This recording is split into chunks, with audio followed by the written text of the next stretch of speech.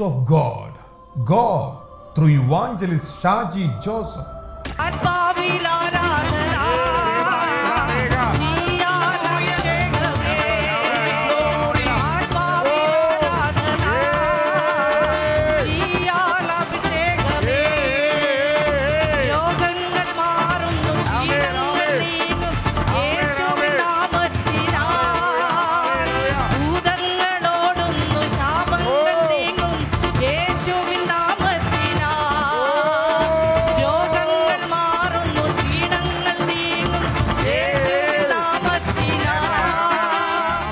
എറണാകുളം പ്രാർത്ഥനാലയത്തിൽ നടന്ന ദൈവരാജ്യത്തിന്റെ പരിശീലനത്തിൽ നിന്ന് welcome to the teaching ministry of evangelist Shaji Joseph.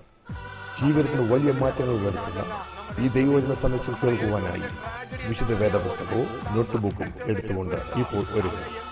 നമ്മൾ ഓരോരുത്തരും ഇന്ന് ഈ സമയത്തിലാണ്. ദൈവം പ്രവർത്തിക്കുന്ന നിത്യതയിലാണ്. സ്തോത്രം.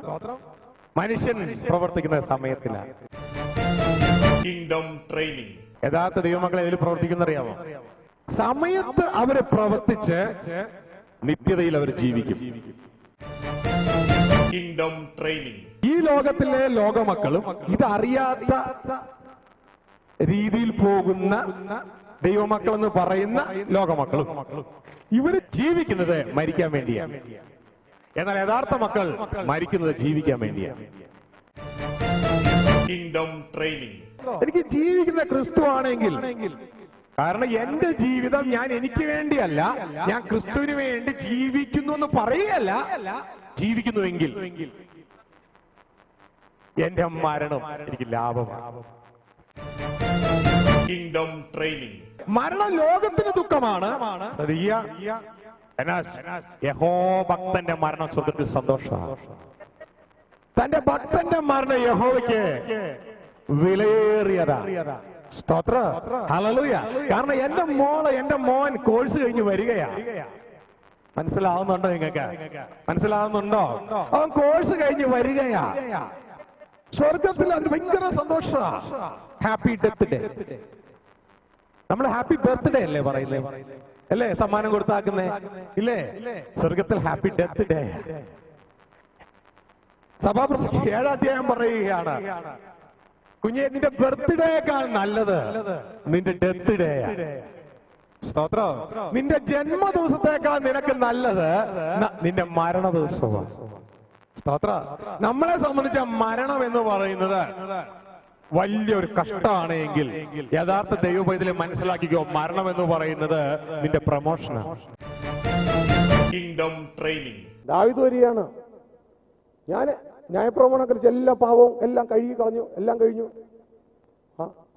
കൊള്ളാം, നല്ല കാര്യം. ഒറ്റ പാപം എനിക്കില്ല, ഞാൻ എല്ലാത്തിനും പാപപരിഹാര ബലി കഴിച്ചതാ. എങ്ങനെ കഴിച്ചേ? ഞാൻ ആട്ടുകൊറ്റനെ, പശുക്കിടാവിനെ എല്ലാം കൊന്നു.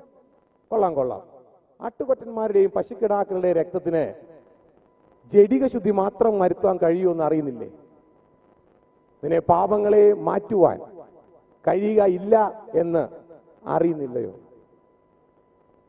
മാറി നിൽക്കും. വായിക്കാം ദൈവവചനം.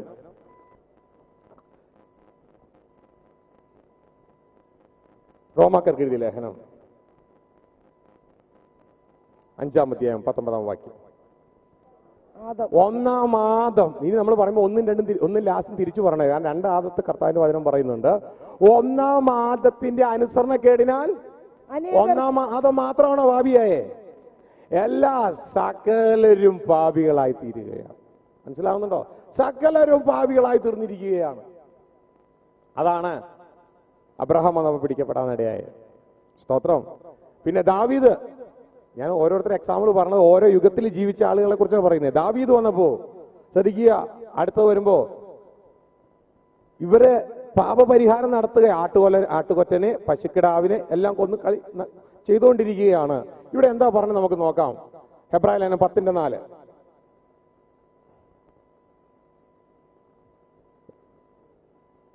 കാളകളുടെയും ആട്ടുകൊറ്റന്മാരുടെയും രക്തത്തിനെ പാപങ്ങളെ നീക്കുവാൻ കഴിയുന്നതല്ല. ശ്രദ്ധിച്ചേ, ഇത് എവിടെ പറയുന്നതാ? ദൈവവചനം പറയാണ്, കാളകളുടെയും ആട്ടുകൊറ്റന്മാരുടെയും രക്തത്തിന് പാപങ്ങളെ നീക്കുവാൻ കഴിയുന്നതല്ല. പാപങ്ങളെ നീക്കുവാൻ കഴിയുന്നതല്ല. അപ്പൊ ഇവര് ചെയ്ത യാഗമൊക്കെയോ? അതുകൊണ്ട് അവർക്ക് മനസ്സിന് ഞാനൊരു യാഗം കഴിച്ചു, മാത്രമല്ല ദൈവസന്നിധിയിൽ അവർക്ക് ഒരു പ്രാഗൽഭ്യമുണ്ട്, അല്ലാതെ പാപം മാറുന്നില്ല അവിടുന്ന്. സ്തോത്രം. ഇത് ജഡിക ശുദ്ധിയെ വരുത്തുന്നുള്ളൂ. അതിന്റെ 11 കൂടി വായിച്ചേ. ഏത് പുരോഹിതനും ദിവസേന ശുശ്രൂഷിച്ചും പാപങ്ങളെ പരിഹരിപ്പാൻ ഒരു നാളും കഴിയാത്ത അതേ യാഗങ്ങളെ കൂടെ കൂടെ കഴിച്ചുകൊണ്ട് നിൽക്കുന്നു. ഏത് പുരോഹിതനും പാപങ്ങളെ പരിഹരിക്കാൻ കഴിയാത്ത അതേ യാഗങ്ങളെ കൂടെ കൂടെ കൂടെ കഴിച്ചുകൊണ്ടേ ഇരിക്കുകയാണ്.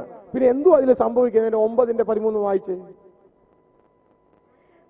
കാളകളുടെയും രക്തവും ആട്ടുകൊറ്റന്മാരുടെയും കാളകളുടെ രക്തവും മലിനപ്പെട്ടവരുടെ മേൽ തളിക്കുന്ന പശുഭസ്മവും ജഡികശുദ്ധി വരുത്തുന്നുവെങ്കിൽ. എന്ത് ശുദ്ധിയെ വരുത്തുന്നുള്ളൂ? ജഡികശുദ്ധി. അത് ജഡികശുദ്ധിയെ വരുന്നുള്ളൂ. ഞാനൊരു ബലി കഴിച്ചു എന്നുള്ള ഒരു തൃപ്തി, ഒരു ജഡിക ശുദ്ധിയെ വരുത്തുന്നുള്ളൂ എങ്കിൽ നിത്യാത്മാവിനാൽ. Praise God. അടുത്തത് ഇനി ഞാൻ എന്റെ സഭയെ പണിയും, അവിടെ മുതലുള്ള കാര്യം അടുത്ത് വരാൻ പോവുക.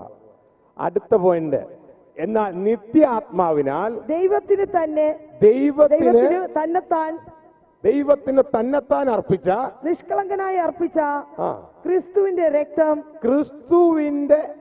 രക്തം. ഇവിടെ പശുവിന്റെ രക്തമല്ല, ആടിന്റെ രക്തമല്ല, പിന്നെ ആരുടെ രക്തമാ? യേശു ക്രിസ്തുവിന്റെ രക്തം. ജീവനുള്ള ദൈവത്തെ നിങ്ങളുടെ മനസാക്ഷിയെ, ജീവനുള്ള ദൈവത്തെ ആരാധിപ്പാൻ നിങ്ങളുടെ മനസാക്ഷിയെ, നിർജീവ പ്രവർത്തികളെ പോക്കി. നിങ്ങളുടെ മനസാക്ഷി എന്ന് വച്ചാൽ നിങ്ങളുടെ ആത്മാവിന്റെ പാർട്ടാണ്. സ്തോത്രം. മനസാക്ഷി കോൺസയൻസ്, ഇൻഡ്യൂഷൻ ആൻഡ് കമ്മ്യൂണിയൻ. ഈ 3 പാർട്ടും കൂടി ചേർന്നതാണ് മനുഷ്യന്റെ ആത്മാവ്. ഇതിലെ കോൺസയൻസ്, ഇതാണ് നന്മ തിന്മകളെ വേർതിരിച്ചറിയുന്ന പാർട്ട്. ഈ പാർട്ട് അവിടെ പറയാണ് നിങ്ങളുടെ ആത്മാവിനെ എത്രയധികം ശുചീകരിക്കും. സ്തോത്രം. അപ്പോൾ ഈ മൃഗത്തിന്റെ, പശുവിന്റെ, കാളയുടെ രക്തം ജഡിക ശുദ്ധിയെ വരുത്തുന്നുള്ളൂ, അത് പാപങ്ങളെ പരിഹരിക്കുന്നില്ല. പക്ഷെ യേശുവിന്റെ രക്തം നമ്മുടെ സകല പാപങ്ങളെയും നീക്കി ശുചീകരിക്കുകയാണ്. മനസ്സിലാവുന്നുണ്ടോ? അവിടെ ചെല്ലും, കഴിയുമ്പോൾ തന്നെ ചെക്ക് പോസ്റ്റ് തടയത്ത് പോലുമില്ല, ഇപ്പൊ വിട്ടുപോകും. ഇനി തടയാൻ വന്നാൽ എന്താ പേപ്പറൊക്കെ ഉണ്ടോ? സകല ന്യായപ്രമാണത്തെയും ക്രൂശിൽ വെച്ച് ആയുധം വെപ്പിച്ച് കീഴടക്കി. ഇനി ന്യായപ്രമാണം നമ്മുടെ മുമ്പിൽ വരത്തില്ല. സ്തോത്ര. എന്തെങ്കിലും ചോദിച്ചു കഴിഞ്ഞാൽ നീ പാപം, ആദത്തിന്റെ പാപം, എന്ത് ചോദിച്ചാലും ഒറ്റ ഉത്തരേ ഉള്ളൂ, ഇന്ന് എന്റെ നീതി അല്ല, യേശുവിന്റെ നീതിയാ എന്റെ നീതി. മനസ്സിലായോ? നീ ആ പാപം ചെയ്തില്ലേ, ഈ പാപം ചെയ്തില്ലേ? സത്യമാണ്, ആ പാവം ഈ പാവമൊക്കെ ചെയ്തു. എല്ലാം കർത്താവ് ഏറ്റെടുത്ത്. കർത്താവ് 2000 വർഷങ്ങൾക്ക് മുമ്പ് മരിച്ചത് എന്റെ ഈ പാപങ്ങൾക്ക് വേണ്ടിയാണ്. ഇന്നലെ ചെയ്ത പാവം, ഇന്ന് ചെയ്ത പാവം, ഇനി നാളെ ഞാൻ അറിയാണ്ട് എന്തെങ്കിലും ചെയ്തു പോയാൽ എന്റെ കർത്താവിന്റെ രക്തം അതിന് പരിഹാരമാണ്. മനസ്സിലായോ? പക്ഷെ ഇത് പാപം ചെയ്യാനുള്ള ലൈസൻസും അല്ല. സ്തോത്രം. ചെക്ക് പോസ്റ്റ് പിടിക്കത്തില്ലെന്നേ ഉള്ളൂ, പക്ഷെ രാജാവ് പിടിക്കും.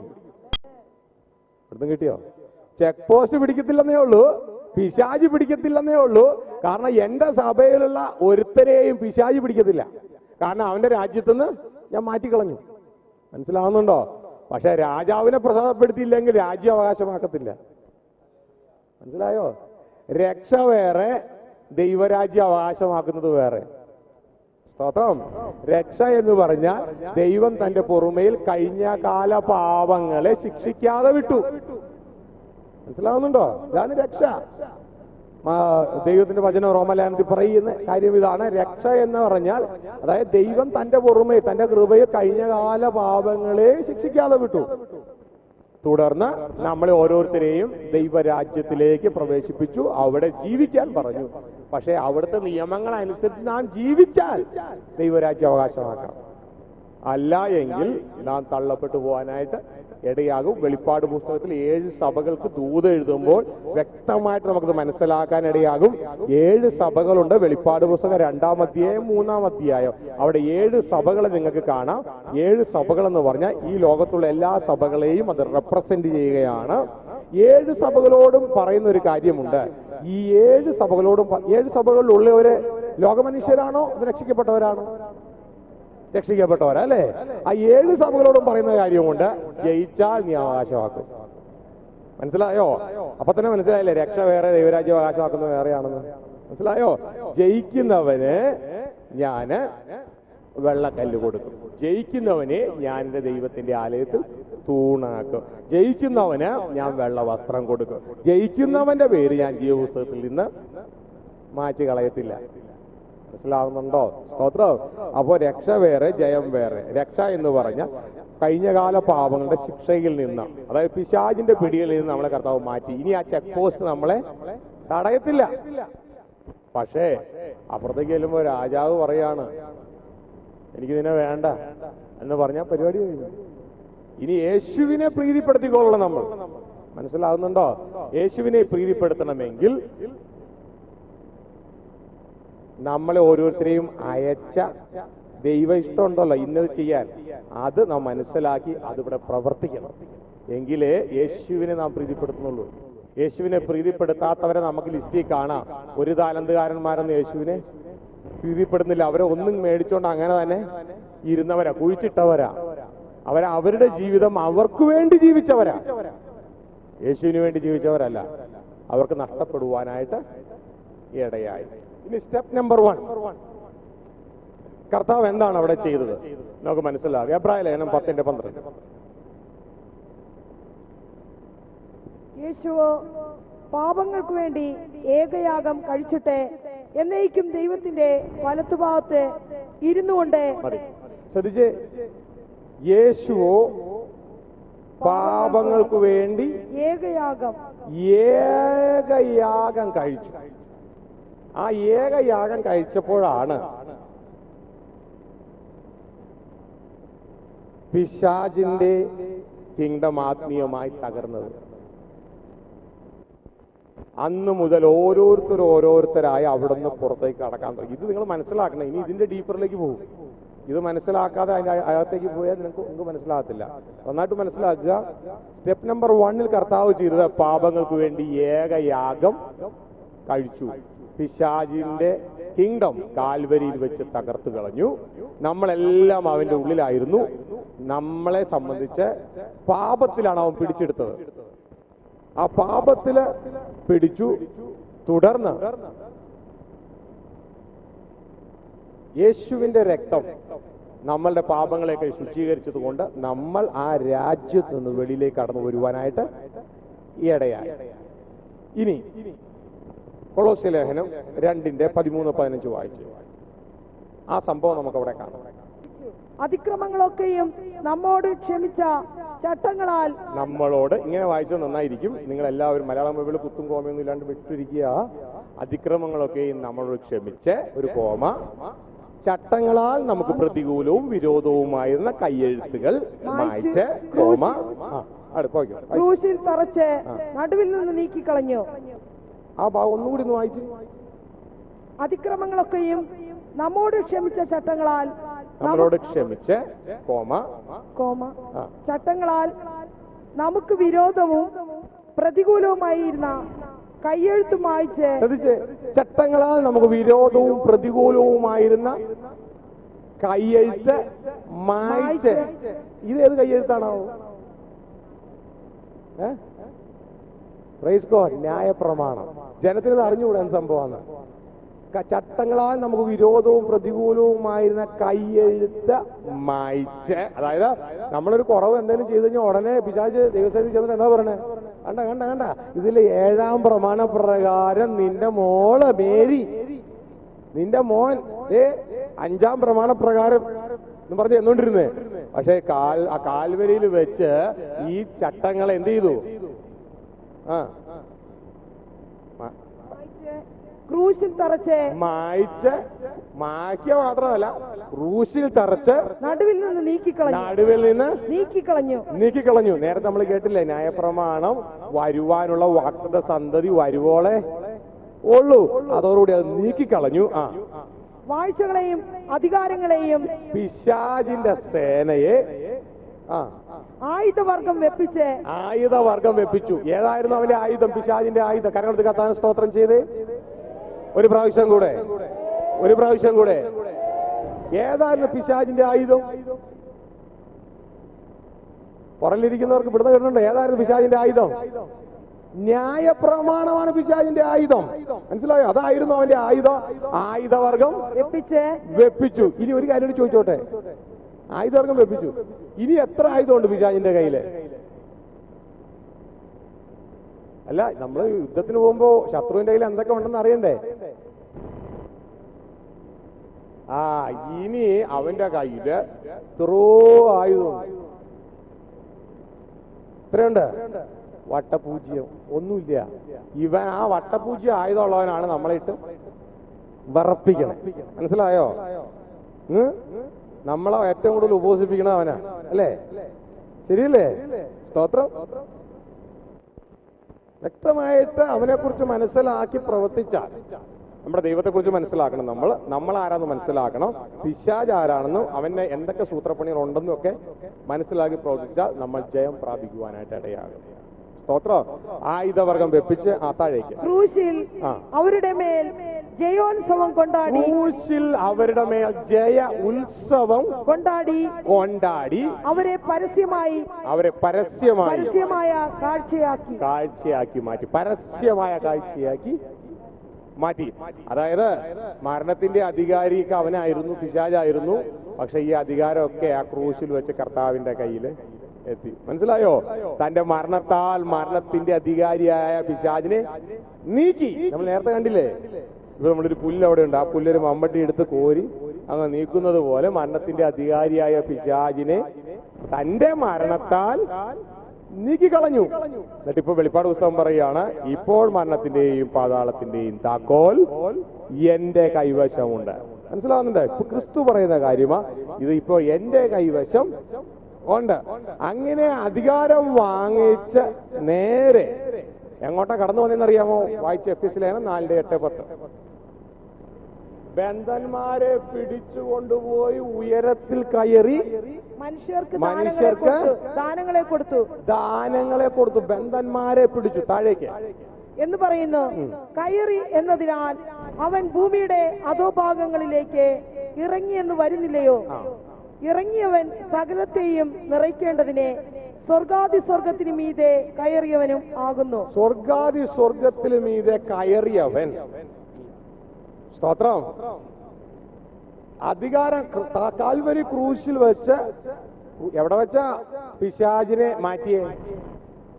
തന്റെ മരണത്താൽ. അവസാന വാക്ക് ശ്രദ്ധിച്ചായിരുന്നോ? മരിക്കുമ്പോ, പിതാവേ, എന്റെ ആത്മാവിനെ ഞാൻ അങ്ങയുടെ കയ്യിൽ ഭാരമേൽപ്പിക്കുന്നു. മനസ്സിലായോ? കയറിയവൻ. സ്തോത്രം. വ്യക്തമായിട്ട് മനസ്സിലാക്കണമെങ്കിൽ സ്പിരിറ്റ്, സോൾ, ബോഡി സെപ്പറേറ്റ് ചെയ്ത് പഠിക്കണം. നമ്മൾ ഇത് സെപ്പറേറ്റ് ചെയ്ത് പഠിച്ചാലേ ആത്മാവ് എങ്ങോട്ട് പോകുന്നു, സോൾ എങ്ങോട്ട് പോകുന്നു, ബോഡി എങ്ങോട്ട് പോകുന്നു എന്ന് നമുക്ക് വ്യക്തമായിട്ട് മനസ്സിലാവുകയുള്ളൂ. ഇപ്പോ ആ പോയിന്റിലേക്ക് ഞാനിപ്പോ കിടക്കുന്നില്ല. കിടന്നു കഴിഞ്ഞാൽ നിങ്ങൾക്ക് ആദ്യത്തെ സ്പിരിച്വൽ ബോഡിയെ കുറിച്ചുള്ള പ്രാഥമിക ക്ലാസ് അറിവില്ലാത്തവർ കൺഫ്യൂഷൻ ആയിത്തീരും. നമ്മൾ എടുക്കാൻ സമയമുണ്ടെങ്കിൽ എടുക്കും, തുടർന്നത് മനസ്സിലാക്കാം. ഇവിടെ കർത്താവ് പറയുന്നത് സോളിനെ കുറിച്ചല്ല, ബോഡിയെ കുറിച്ചല്ല. പിതാവേ, എന്റെ ആത്മാവിനെ ഞാൻ അങ്ങയുടെ കരങ്ങളിൽ ഏൽപ്പിക്കുകയാണ്. ഇവിടെ പറയാണ് കയറിയവൻ. ഇറങ്ങിയവൻ അതിനു മുമ്പ് കയറിയിട്ടുണ്ട്. ആദ്യം ഒരു താഴേക്കുന്നത് വായിച്ചു. ഇപ്പൊ വായിച്ചു തന്നെ. അവൻ ബന്ധന്മാരെ പിടിച്ചുകൊണ്ടുപോയി ഉയരത്തിൽ കയറി മനുഷ്യർക്ക് ദാനങ്ങളെ കൊടുത്തു. ബന്ധന്മാരെ പിടിച്ചുകൊണ്ടുപോയി. ശ്രദ്ധിച്ചോളൂ നിങ്ങളെ. ഉയരത്തിൽ കയറി അവർക്ക് ബന്ധന്മാര്. നമ്മൾ അവിടെ ചിലരെ ധനവാന്റെ ലാസറിന്റെ ഒക്കെ ആ കഥ കർത്താവ് പറയുന്നുണ്ട്. ധനവാൻ അങ്ങ് യാതന സ്ഥലത്ത് കിടന്ന് യാതന അനുഭവിക്കുമ്പോൾ കുറച്ച് മുകളിലായിട്ട് ദൂരെ അബ്രഹാമിന്റെ മടിയിൽ ലാസർ ഇരിക്കുന്നു. ഇതല്ല, ഇത് പാതാള പർദീസയാണ്. ഈ സമയത്ത് ഇതിന്റെ താക്കോൽ ഇരിക്കുന്നത് പിശാചിന്റെ കയ്യിലാണ്. ഇവരവിടെ ആണെങ്കിൽ പോലും പിശാചിന്റെ കയ്യിലാ താക്കോല്. ഇതൊരു PDC കൊടുത്ത പോലെ ആയോളൂ. PDC വെച്ച പോസ്റ്റ് ഡേറ്റഡ് ചെക്ക് ക്യാഷ് ആയിട്ടില്ല ഇതുവരെ. യേശുവിന്റെ മരണ ദിവസമാണ് ആ ചെക്ക് ക്യാഷ് ആകുന്നത്. മനസ്സിലായോ? ഇവര് കഴിച്ച യാഗങ്ങൾ മുഴുവൻ ഒരു പാവപരിഹാര യാഗം നടത്തി. അവര് PDC കൊടുത്ത പോലെ, PDC പോസ്റ്റ് ഡേറ്റഡ് ചെക്ക് കൊടുത്ത പോലെ. പൈസ ഇപ്പം ഇല്ല, പക്ഷെ പൈസ കിട്ടുമെന്നുള്ളതിനൊരു ഉറപ്പാ എഴുതി കൊടുക്കുകയാണ്. മനസ്സിലായോ? യേശുക്രിസ്തുവിന്റെ ആ കാൽവരി യാഗത്തിൽ ആ ചെക്ക് ഹോണറായി. എബ്രഹാം മുതൽ സകലരെയും, പാപികളെ അല്ല, ധനവാന്റെ ആ പട്ടികയിലുള്ളവരല്ല, ആ അബ്രഹാം കിടന്ന ആ ലെവലിലുള്ളവരെ മുഴുവൻ പാതാള പർദീസയിൽ നിന്ന് അവരെ കൊണ്ടുപോവുകയാണ്. താഴേക്ക് വായിച്ചു. പിടിച്ചുകൊണ്ടുപോയി ഉയരത്തിൽ കയറി മനുഷ്യർക്ക് ദാനങ്ങളെ കൊടുത്തു എന്ന് പറയുന്നു. ഉയരത്തിൽ കയറി മനുഷ്യർക്ക് ദാനങ്ങളെ കൊടുത്തു എന്ന് പറയുന്നു. കയറി എന്നതിനാൽ അവൻ ഭൂമിയുടെ അധോഭാഗങ്ങളിലേക്ക് ഇറങ്ങിയെന്ന് വരുന്നില്ലയോ? ഭൂമിയുടെ അധോഭാഗങ്ങളിലേക്ക്, പാതാളത്തിലേക്ക് ഇറങ്ങിയെന്നും വരുന്നില്ലയോ? ഇറങ്ങിയവൻ സകലത്തെയും നിറയ്ക്കേണ്ടതിനെ സ്വർഗാദി സ്വർഗത്തിന് മീതെ. ഇറങ്ങുന്നതിന് മുമ്പ് പുള്ളി അങ്ങോട്ട് കയറിയിട്ടുണ്ട്. സ്വർഗാദി സ്വർഗത്തിന് മുകളിൽ കയറിയതാ, എന്റെ ആത്മാവിനെ അങ്ങയുടെ കരങ്ങളിൽ ഏൽപ്പിക്കുന്നു. അവിടുന്ന് അധികാരവും വാങ്ങിച്ച് താഴേക്ക് ഇറങ്ങിയതാണ്. ഇത്രയും നേരം നമ്മൾ കേട്ടതൊക്കെ നമ്മൾ ചെയ്തതല്ല, കർത്താവ് ചെയ്തതാ. മനസ്സിലാവുന്നുണ്ടോ? കർത്താവ് ചെയ്തതാണ് ഫസ്റ്റ് സ്റ്റെപ്പ്. ആത്മീയമായി പിശാചിന്റെ രാജ്യം തകർത്തു. നമുക്കൊന്നും ചെയ്യാൻ പറ്റത്തില്ലായിരുന്നു. ഇതുവരെ ഈ ഭൂമിയിൽ കടന്ന ഒരു മഹാന്മാർക്കും അതിന് ഒന്നും ചെയ്യാൻ പറ്റില്ല. കർത്താവ് അത് ചെയ്തു. ഇനി നമ്മൾ കേൾക്കാൻ പോകുന്നത് നമ്മൾ ചെയ്യേണ്ടതാണ്. കേൾക്കാൻ താല്പര്യമുണ്ടോ? എന്റെ സഹോദരൻ, നമ്മൾ ചെയ്യേണ്ടതൊന്നും പറയാം, നമുക്ക് കിട്ടേണ്ടതുമല്ലോ പറ. സ്തോത്രം. ഇത് നോക്കിയേ, നമുക്ക് ഈ ലോകത്തിൽ കിട്ടുന്ന, ദൈവത്തിൽ നിന്ന് കിട്ടുന്ന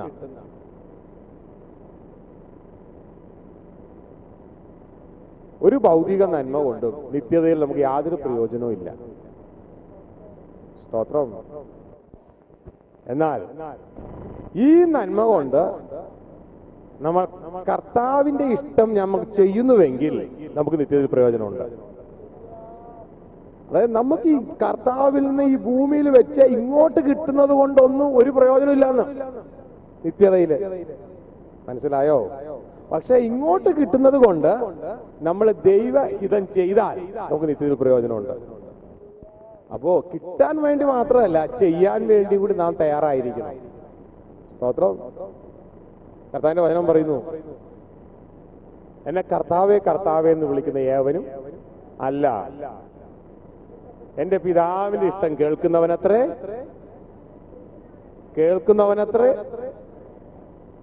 കണ്ടോ? അപ്പൊ ആരാ പോവുള്ളൂ? ചെയ്യുന്നവനേ പോവുള്ളൂ, കേൾക്കുന്നവരല്ല. കേൾക്കുന്നവർക്ക് പോകാം അവർ ചെയ്താൽ. മനസ്സിലാവുന്നുണ്ടോ? അപ്പോ ഇനി പറയാൻ പോകുന്ന പാർട്ട് വളരെ ശ്രദ്ധിച്ചോളണം. ഇത് സെക്കൻഡ് സ്റ്റെപ്പാണ്. സ്തോത്രം. ഫസ്റ്റ് സ്റ്റെപ്പ് കർത്താവ് ചെയ്തു. നമ്മൾ പലരും സന്തോഷിച്ചിരിക്കുക, ഫസ്റ്റ് സ്റ്റെപ്പ് കർത്താവ് ചെയ്തില്ലേ, നമ്മളങ്ങ് പോകാൻ റെഡി ആയിരിക്കും. പക്ഷെ കർത്താവ് ഒന്ന് ചെയ്യുന്നവനേ പോവുള്ളൂ. സെക്കൻഡ് സ്റ്റെപ്പ് ഇട്ടിട്ടുണ്ട് കർത്താവ്, അത് ചെയ്യണം. നമ്മളെല്ലാവരും പാട്ടുപാടി വാനത്ത് പറക്കാനിരിക്കുക ഇല്ലേ? ആളം ധ്വനിക്കുമ്പോ ഞാൻ പോകും, നമ്മൾ പാടിയിരിക്കുക. പക്ഷെ പാടിക്കോ നല്ലതാ, പക്ഷെ പാടുന്നതോടൊപ്പം ചെയ്യുകയും കൂടി ചെയ്യണം. സ്തോത്രം. ഈ എപ്പിസോഡിന്റെ അല്ല എങ്കിൽ ഈ സന്ദേശത്തിന്റെ മുഴുവൻ സീഡിയോ ഡിവിഡിയോ വാങ്ങുവാൻ താല്പര്യമുള്ളവർ കേരളത്തിലോ ഗൾഫിലോ ഉള്ള താഴെ പറയുന്ന സ്ക്രീനിൽ കാണുന്ന നമ്പറുമായി ബന്ധപ്പെടുക. ആത്മീയമായി ആഴത്തിൽ വളരുവാൻ ആഗ്രഹിക്കുന്നവർക്ക് വേണ്ടിയുള്ള 14 DVD അടങ്ങിയ പവർ പോയിന്റ് പ്രസന്റേഷനോട് കൂടിയ പുതിയ സന്ദേശം ബൈബിൾ വിഷൻ മനുഷ്യൻ ഓടുകയാ എന്തിന്റെ പുറകെ? ഈ ലോകത്തിലെ കാണുന്നതിന്റെ പുറകെ ഓടുകയാ. ഈ ലോകത്തിലുള്ളതിനെ നീ സ്നേഹിക്കരുതെന്ന് പറഞ്ഞിട്ടും ഈ ലോകത്തിലെ കാണുന്നതിന്റെ പുറകെ ഓടുകയാ. പ്രിയ ദൈവത്തിന്റെ ജനമേ, ഈ ലോകത്തിലെ നമുക്ക് വേണ്ടി ഇതെല്ലാം ദൈവം ഒരുക്കി കഴിഞ്ഞു എന്നുള്ള സത്യം കർത്താവ് യേശു പറഞ്ഞിട്ട് നമുക്ക് മനസ്സിലായില്ല. പ്രിയ കുഞ്ഞെ, നീ എന്ത് തിന്നും എന്ത് ഉടുക്കും എന്ന് നീ വിചാരപ്പെടല്ലേ. നിനക്കിത് വേണമെന്ന് നിന്റെ സ്വർഗസ്ഥനായ ദൈവത്തിന് അറിയാം. ഇതാ മറഞ്ഞു കിടക്കുന്ന ആത്മീയ മർമ്മങ്ങൾ മനസ്സിലാക്കുവാൻ നിങ്ങൾക്ക് ലഭിക്കുന്ന ഒരു അനുഗ്രഹീതമായ അവസരം. വാങ്ങുവാൻ താല്പര്യമുള്ളവർ പ്രാർത്ഥനാലയവുമായി ബന്ധപ്പെട്ടാണ്. നീ ആദ്യം എന്റെ ഹൃദയത്തിലെ ആഗ്രഹം മനസ്സിലാക്കുക. ആദ്യം ദൈവരാജ്യം നീ അന്വേഷിക്കുക. അതോടുകൂടെ നിനക്ക് വേണ്ടതെല്ലാം അവിടെ ഒരുക്കി കഴിഞ്ഞു. ഇനി ഒരുക്കാൻ പോവുകയല്ല, അവിടെ ഒരുക്കി കഴിഞ്ഞു. ഞാൻ ആദത്തെ സൃഷ്ടിക്കുന്നതിന് മുൻപ് ആദത്തിന് വേണ്ട സകലതും ഒരുക്കിയതിന് ശേഷമാണ് ഞാൻ ആദത്തെ ഉണ്ടാക്കിയതെങ്കിൽ നിന്നെ ഉണ്ടാക്കുന്നതിന് മുമ്പ് നിനക്ക് വേണ്ട സകലതും ഞാൻ ഒരുക്കി കഴിഞ്ഞു. നീ അതിന്റെ പുറകെ അല്ല ഓടേണ്ടത്. നീ എന്റെ ഹൃദയത്തിലെ ആഗ്രഹം മനസ്സിലാക്കുക. നീ ദൈവരാജ്യം അന്വേഷിക്കുക, എന്റെ ഇഷ്ടങ്ങൾ അന്വേഷിക്കുക, അതനുസരിച്ച് നീ പ്രവർത്തിക്കുക. എങ്കിൽ പ്രിയ കുഞ്ഞെ, നിനക്ക് വേണ്ടി ഞാൻ ഒരുക്കിയതെല്ലാം തക്ക സമയത്ത് നിന്റെ വഴിയിൽ വന്നിരിക്കും. നീ നാളത്തെ ഓർത്ത് വിചാരപ്പെടരുത്. പിതാവായ ദൈവത്തിന്റെ ഉദ്ദേശം എന്താണ്? കർത്താവായ യേശു ക്രിസ്തുവിന്റെ ഉദ്ദേശം എന്താണ്? സഭയുടെ ഉദ്ദേശം എന്താണ്? ഇതാണ് നമ്മുടെ ആത്മമണ്ഡലത്തിലെ മനുഷ്യൻ. ഈ പുറത്ത് കാണുന്ന ഭൗതിക ശരീരമാണ് നിങ്ങൾക്കും എനിക്കും അറിയാവുന്ന ഇവിടത്തെ മനുഷ്യൻ. ആമേൻ. ഇപ്പോൾ നമ്മൾ ശ്രമിക്കുന്നത് ഈ പുറത്തുള്ള മനുഷ്യനിലൂടെ, പുറത്തുള്ള മനുഷ്യന്റെ ചെവിയിലൂടെ കേൾക്കുകയാണ്. കർത്താവ് പറയുന്നു, മോനെ മകളെ, ഇതല്ല ഞാൻ ആഗ്രഹിക്കുന്നത്. നിന്റെ അകത്തുള്ള മനുഷ്യന്റെ ചെവിയിലൂടെ നീ കേൾക്കണം. ആമേൻ. അതിന്റെ പേരാ വെളിപ്പാട്.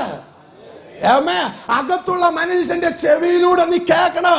അങ്ങനെ നിങ്ങൾക്ക് വെളിപ്പാടിന്റെ ആത്മാവിനെ തന്നാൽ നിങ്ങളുടെ ഹൃദയ ദൃഷ്ടി, മനസ്സിന്റെ ദൃഷ്ടി പ്രകാശിച്ചിട്ട് നിങ്ങൾ എന്റെ വിളിയുള്ള ആശ നിങ്ങൾ മനസ്സിലാക്കുകയും നിങ്ങൾക്ക് വേണ്ടി ഒരുക്കിയ അതുല്യമായ ഇതാ മറഞ്ഞു കിടക്കുന്ന ആത്മീയ മർമ്മങ്ങൾ മനസ്സിലാക്കുവാൻ നിങ്ങൾക്ക് ലഭിക്കുന്ന ഒരു അനുഗ്രഹീതമായ അവസരം. Bible vision.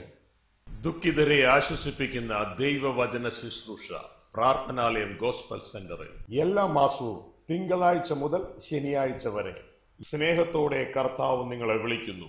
വരിക, ആശ്വാസം പ്രാപിക്കുക.